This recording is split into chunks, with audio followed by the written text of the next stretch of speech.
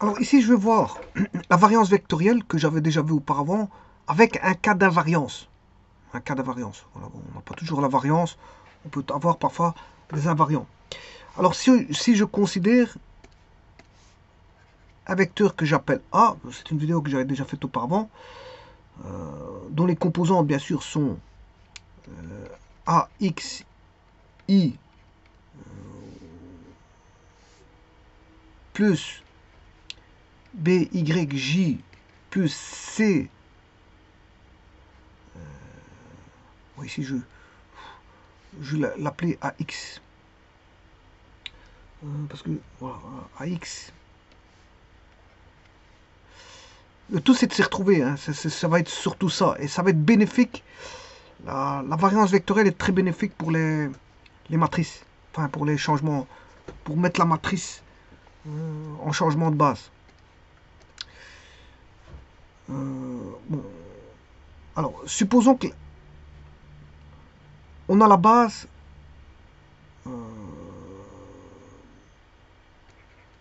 UX, UY, UZ qui est JK, voilà, etc.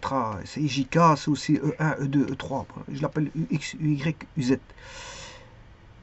Alors, on a AX, UX plus AY, UY plus AZ, UZ. Ça, c'est par rapport à la base cartésienne UX, UY, UZ. Alors maintenant, je vais appeler. Bien sûr, ici, c'est la A petit i. C'est ceux avec les petits indices. Je vais mettre ceux avec les grands indices. A grand X. Toujours par rapport à la base. Non plus UX, YZ, mais grand UX.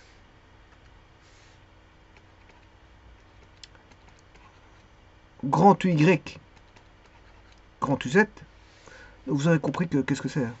Bon, il y a l'ancien repère et le nouveau repère. Plus A grand Y, U grand Y. Attention qu'ici c'est par rapport à la base U grand X plus AZ grand Z. On a les petits indices et les grands indices. Et donc, la variance vectorielle va exprimer la façon dont les trois composantes qui sont voilà, d'indices petit i se transforment en les trois composantes à grand I lorsqu'on change de base.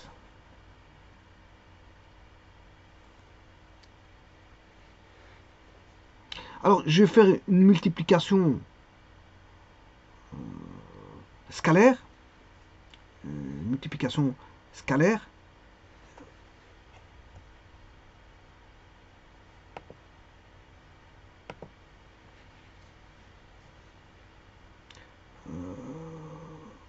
Par, bien sûr, U grand X, U grand Y et U grand Z.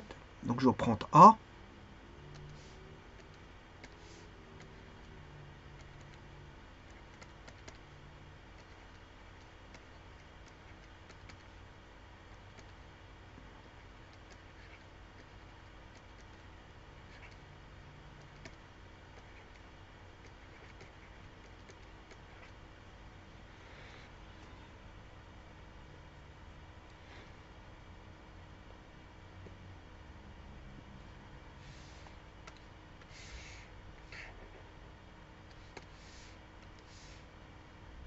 Alors, si je multiplie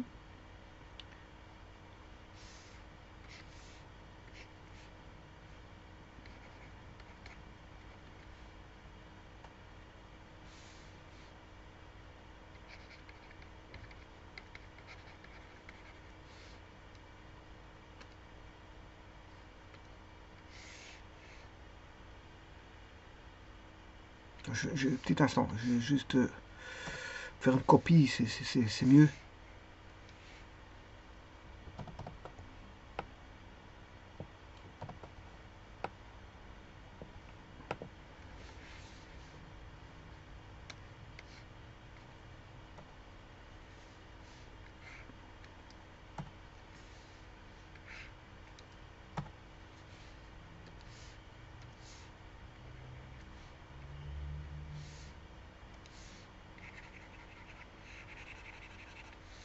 C'est un produit scalaire. Hein. Ici, c'est un produit scalaire.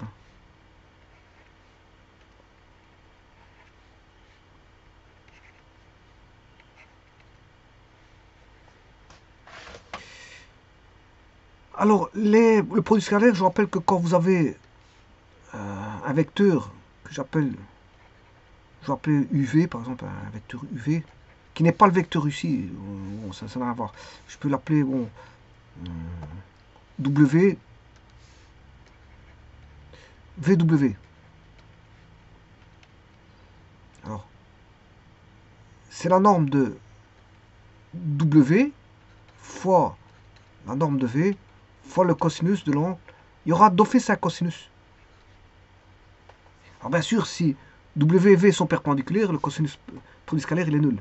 S'ils sont parallèles, ben, on aura la norme de W fois V, puisque le cosinus phi vaudra 1. Puisqu'on aura cosinus de 0. Cosinus de 0, ça fait 1.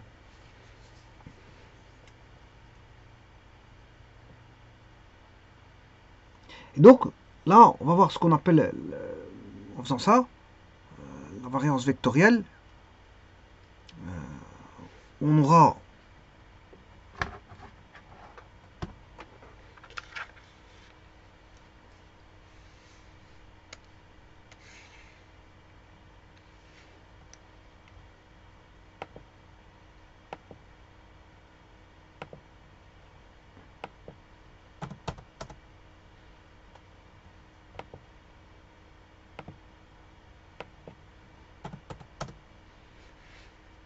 A grand X,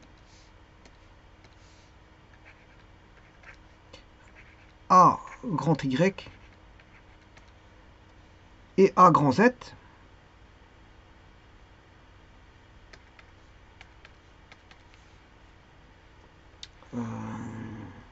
avec tous des cosinus. On aura tous des cosinus. Alors là, c'est le cosinus de grand X par rapport à petit x.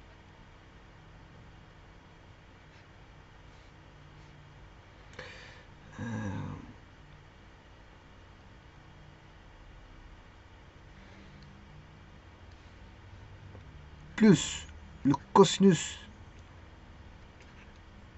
de grand Y.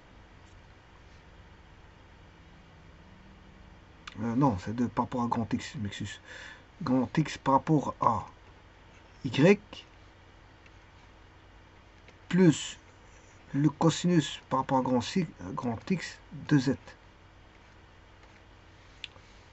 Bon, là, on aura le cosinus de grand Y par rapport à X, plus le cosinus de grand Y par rapport à Y, plus le cosinus de grand Y par rapport à Z. Le cosinus de grand Z par rapport à X, plus le cosinus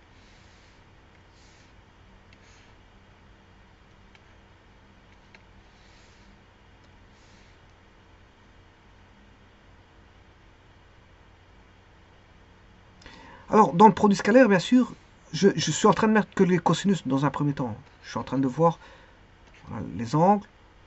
Là, c'est Z par rapport à Y. C'est tous des angles. Hein.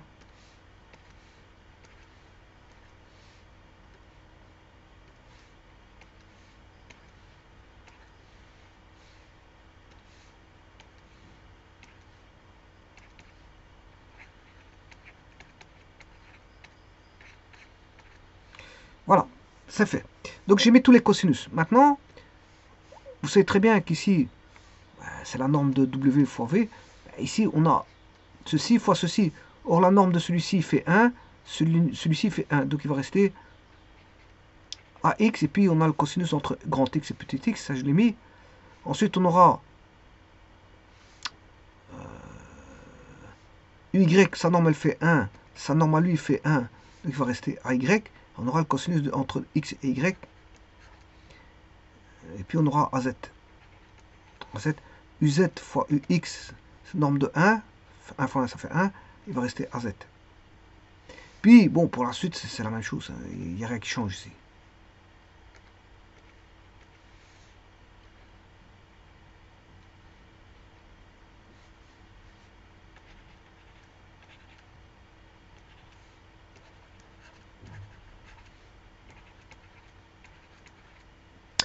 Voilà, et donc, une telle matrice, vous voyez qu'ici, la matrice, je pourrais l'indiquer A grand X, A grand Y, A grand Z, est égal à, c'est la matrice, enfin c'est tout des cosinus avec le petit indice et voilà, enfin le grand indice et le petit indice fois bien sûr à chaque fois AX, AY, AZ.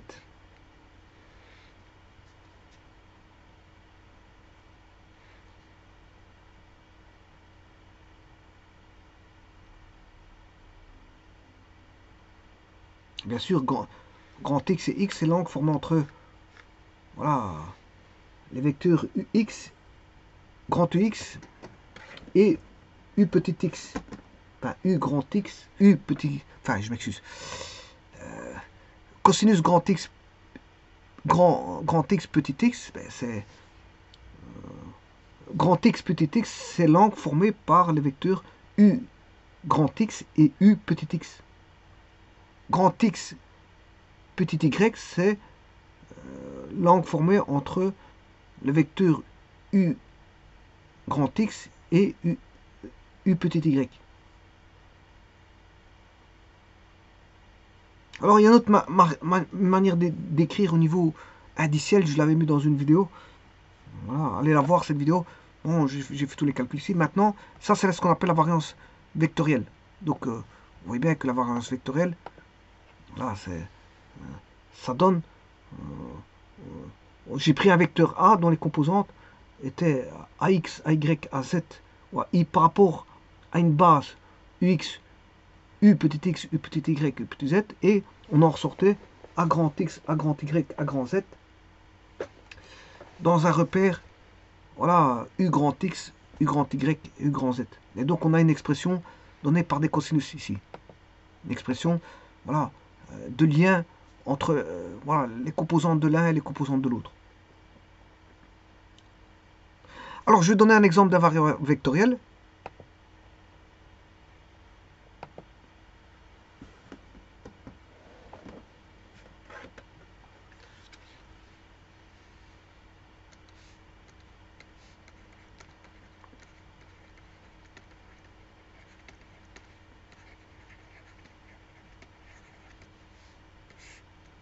L'invariant vectoriel. Alors, les composantes d'un vecteur, bien sûr, ils varient entre... enfin, ils varient, on va dire, avec la base choisie. Hein. Les composantes d'un vecteur varient avec la base choisie, ça c'est évident. Et c'est généralement le cas pour une fonction de ses composantes. Par exemple, si vous allez prendre f, une fonction de ses composantes à x, virgule, à y, virgule, à z, ben, les composantes vont varier. Ces composantes vont varier.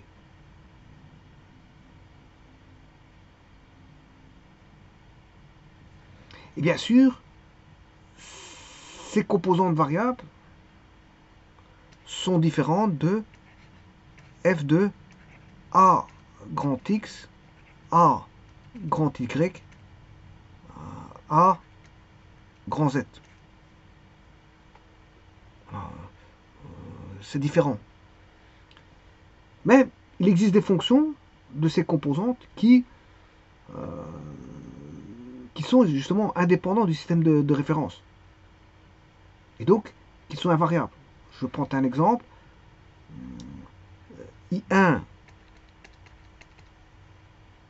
est égal à a carré x plus a carré y plus a carré z est égal à a carré. I2 est égal à b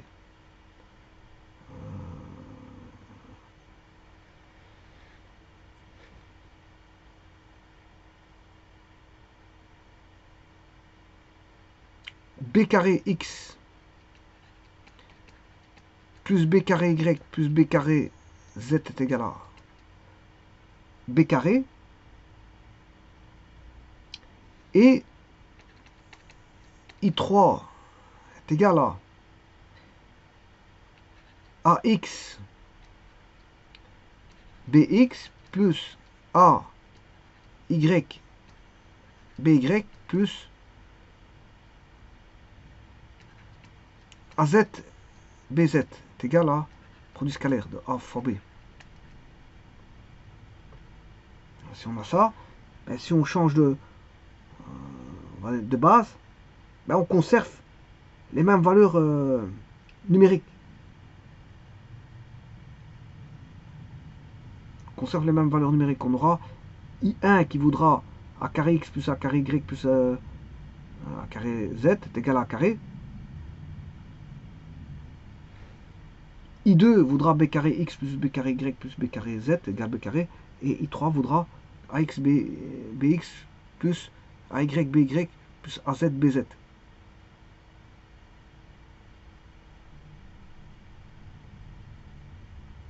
Donc là, la coordonnée, enfin, la coordonnée ne changera pas.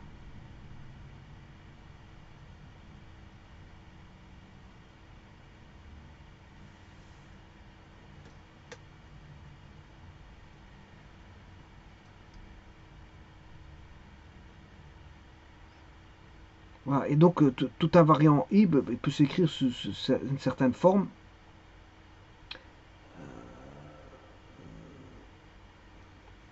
Qui sera, là on aura I1, I2, I3.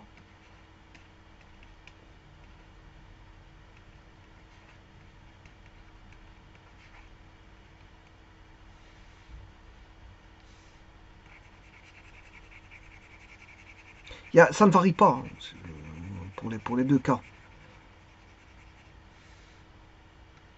Donc, dans ce cas-ci, on n'aura pas la différence, hein, on aura l'égalité. Parce que, au départ, on a ça.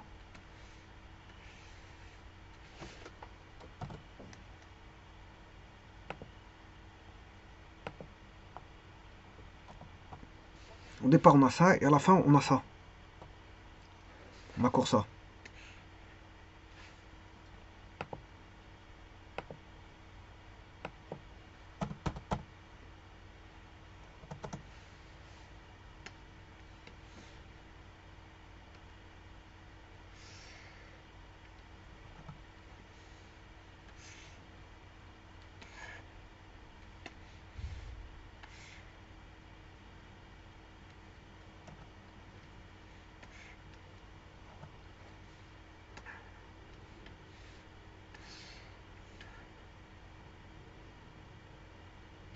On part de ça, et on retrouve ceci.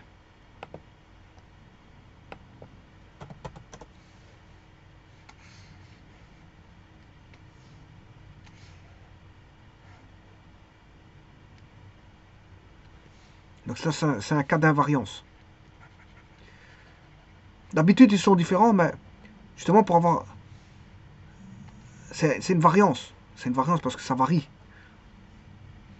Mais ici, c'est un invariant parce que justement, on retrouve la même chose dans les deux repères. On a un cas d'invariance. Donc, comme j'ai dit, d'habitude c'est différent. D'habitude on retrouve ce cas-là, c'est différent. Mais ici, il y a une égalité. Donc c'est invariant. Quand il y a l'égalité, c'est un invariant. Voilà. Les composantes restent les mêmes, d'un repère à l'autre.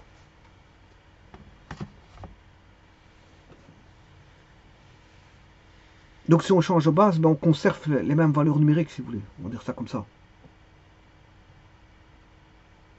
Donc si on conserve les mêmes valeurs numériques, il n'y a qu'une seule sorte d'écriture. Hein.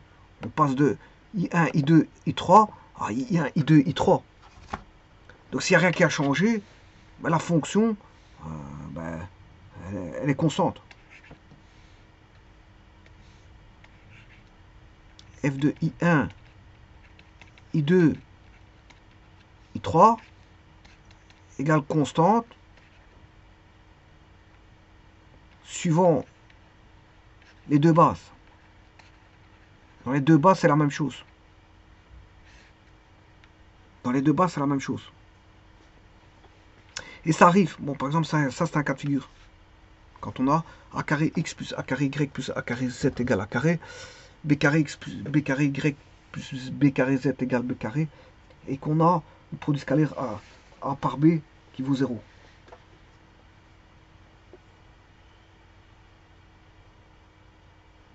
Donc ça, c'est un cas d'invariance. Bon, la variance vectorielle, je l'avais déjà vu dans une vidéo. Bon, ça permet de voir qu'on peut travailler avec des cosinus. Hein. Travailler avec des cosinus.